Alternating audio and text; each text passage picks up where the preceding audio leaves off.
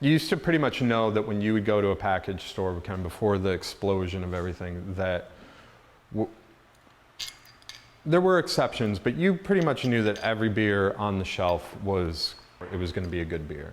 Drinkable kind of good beer. And now with the advent of just this explosion, that's not true anymore.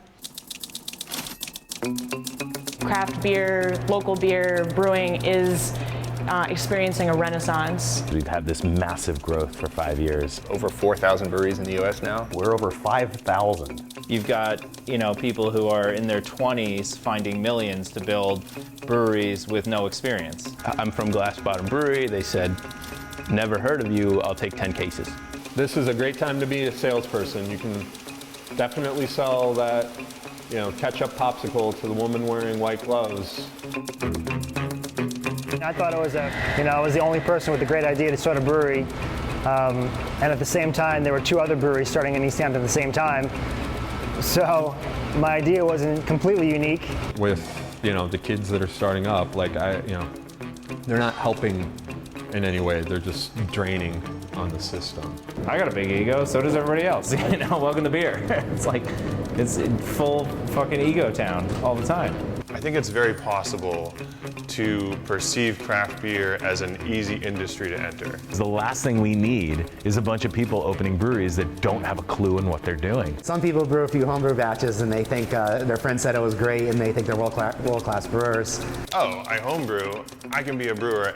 All these home brewers I know are turning into professional brewers. Let's do this.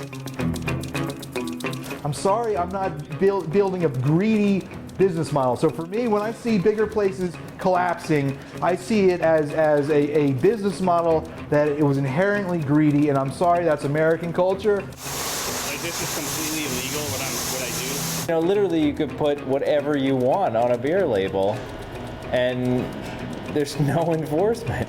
You have the white whales that underproduce and create an artificial scarcity in the marketplace so that they can portray that they're an exclusive product. And they don't distribute it and they hold it in-house and they limit, make people wait 3 hours for a case of beer. It seems to be working really well for them. And I certainly don't hold them a grudge. In certain cases, I envy their success. It's almost like Pokemon or Magic or something. Like I gotta trade and collect, and it becomes less about the product and the enjoyment.